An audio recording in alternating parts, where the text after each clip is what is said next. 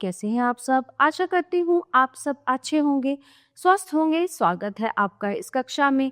आइए आज हम पढ़ते हैं हिंदी व्याकरण का पाठ 3 स्वर की मात्राएं, सिंबल्स ऑफ वोवेल।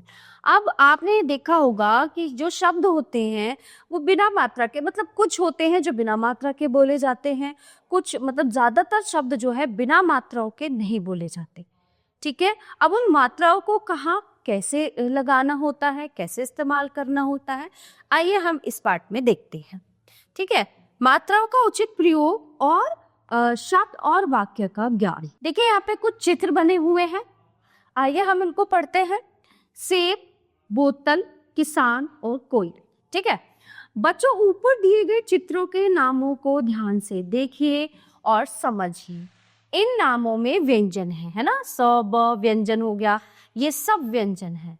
ठीक है, व्यंजनों के बारे में तो आप जानते ही हैं, अभी मैंने पिछले अध्याय में आपको पढ़ाया व्यंजन क्या होते हैं।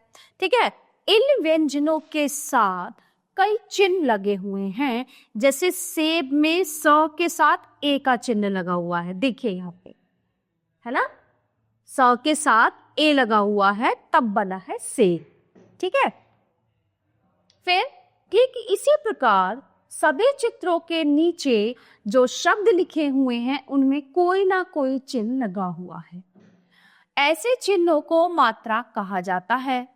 व्यंजन के साथ स्वर की मात्रा लिखी जाती है ना, व्यंजन के साथ स्वर लगा होता है तभी शब्द पूरा बनता है।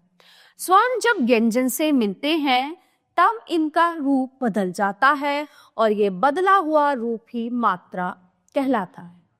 ठीक है, व्यंजन के साथ जो स्वर का चिन्ह लगाया जाता है उसे मात्रा कहते हैं। अब बात करते हैं स्वरों की मात्राएं। देखिए यहाँ पे अ की कोई मात्रा नहीं होती है। ठीक है, ये सिंपल होता है क, कमल, रक। ये अ की मात्रा है क, अ, क। कार की कीमत बहुत ज्यादा है। छोटी ई की, किसान, किसान खेत में काम करता है। बड़ी की मात्रा की, कील नुकीली होती है। छोटे ऊ की मात्रा कु, कुली, कुली सामान लाया। बड़े ऊ की मात्रा कु, कूलर, कूलर ठंडी हवा देता है। रा से ऋषि क्र, कृपया, कृपया मुझे जाने दीजिए। ए से एडी, ए की मात्रा केतली में चाय ला। आई कै, कैलाश, कैलाश का भाई पुलिस में है। ओ की मात्रा को, कोट, कोट बहुत भारी है। औ, कौ, कौरवों, कौरवों की सेना बड़ी थी। तो इस तरह से सभी मात्राओं का इस्तेमाल करके हम ये शब्द बनाते हैं। ठीक है, अब इसमें विशेष क्या है, र मूल रूप में, र पदेन रूप में और र रेफ। ये तो देखो जैसे होता है ना, र ये पदेन है, ये रेफ है। कैसे, जैसे प्र, ये नीचे प्र लग गया है ना, दर्द ये ऊपर, तो ये रेफ हुआ और ये पदेन हुआ। इस तरह से भी रे लगता है। ठीक है, तो रजत, रमन, रक्षक, प्रथम, प्रण, प्रगति, प्रेम, दर्द, गर्भ, मार्ग, कर्म। तो र में ऊ और ऊ की मात्रा नीचे न लगाकर साथ में लगाई जाती है। इस तरह से रुपया, रुई, रुकना, रुमाल, रूप, रूठना। ठीक है, इस तरह से। और र की मात्रा हमेशा व्यंजन के नीचे यानी पैर पर लगती है, जैसे वृक्ष, पृथ्वी। तो ये र ऋषि र की मात्रा जो है ये नीचे लगती है व्यंजन की। अब बात करते हैं शब्द की। शब्द मतलब पहले अक्षर का निर्माण हुआ। अक्षरों को मिला मिलाकर ही शब्द बनते हैं, है ना, अक्षर यानी वर्ण, इनको मिला मिलाकर ही शब्द बनते हैं। तो चलिए पढ़ते हैं। हम जानते हैं कि वर्णों के मेल से शब्द बनाए जाते हैं, लेकिन किसी वर्ण को किसी भी वर्ण से मिला देने से शब्द नहीं बनते हैं। वर्णों के सही क्रम से ही शब्द बनते हैं जिनका कोई ना कोई अर्थ होता है। जैसे ला, गु, ब, इसका कोई मतलब ही नहीं है ना, भले ये अक्षरों को मिला के एक शब्द बनाया है, लेकिन उस शब्द का कुछ अर्थ, कुछ मतलब भी तो निकलना चाहिए। ल, क, म, इसका भी कोई अर्थ नहीं निकलता। ठीक है। तो लागू और लकम शब्द तो है, लेकिन इनका कोई अर्थ ही नहीं।